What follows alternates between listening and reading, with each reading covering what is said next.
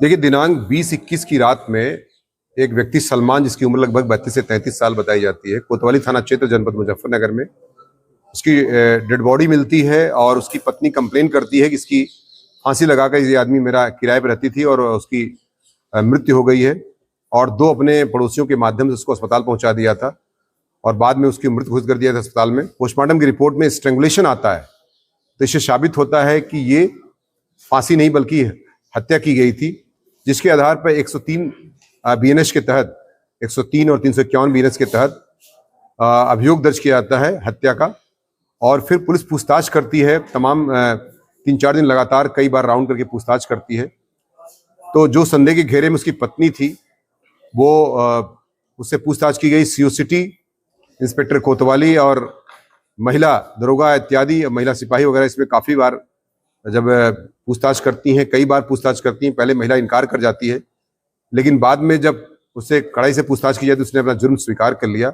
उसने फिर कबूलनामा किया कि उसने अपने पति की नींद की गोली उसी से अपने पति से ही मंगा करके पीस करके उसको कोल्ड ड्रिंक में कीमा बनाकर कीमा और कोल्ड ड्रिंक का भोज हुआ था। उस भोज में जो है कोल्ड ड्रिंक में उसने नींद की गोलियां मिला दी थी। जब वो एकदम से गहरी नींद में हो गया था तो दुपट्टे से दबाकर उसकी हत्या कर दी।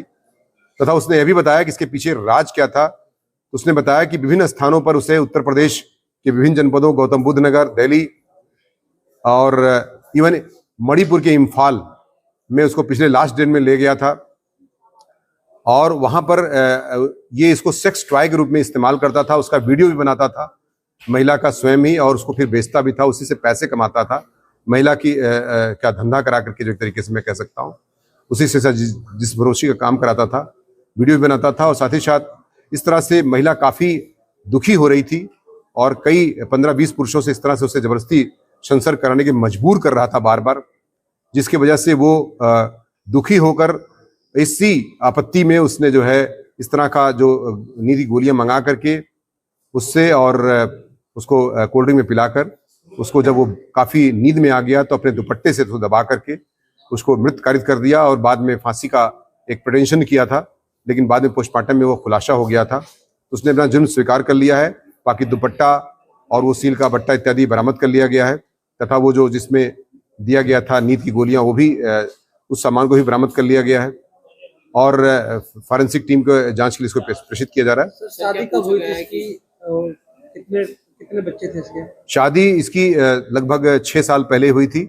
4 साल का उसका एक बच्चा है और 3 साल से इस तरह से वो इस अपनी पत्नी से इस तरह का गड़बड़ काम करा रहा था, जिसके आधार पर पत्नी ने काफी क्रोध में आकर के इस तरह की घटना को कर किया। जो बताया वीडियो बनाई जाती थी, क्या वीडियो से जो अन्य लोग थे उन्हें ब्लैकमेल किया जाता था या फिर अन्य बाजार में बेची जाती? नहीं, ब्लैकमेल वाली बात इसमें नहीं थी। उसमें जानबूझ के उसको देता था ताकि एंटरटेनमेंट के लिए लोग उसको इस्तेमाल करें। उससे पैसा भी उसका पति, जैसा को बता रही है कि उसका पति उसी माध्यम से पैसा भी कमाता था। तो कुछ ऐसे भी लोग गिरफ्तार जहां ने अपनी पत्नी की वीडियो दी हो? देखिए, अभी 5 लोगों के नाम हमारे पास प्रकाश में आ चुके हैं, जो कि इस तरह से जिनका वीडियो के साथ हमारे पास फुटेज है, वो जांच का विषय वस्तु भी है।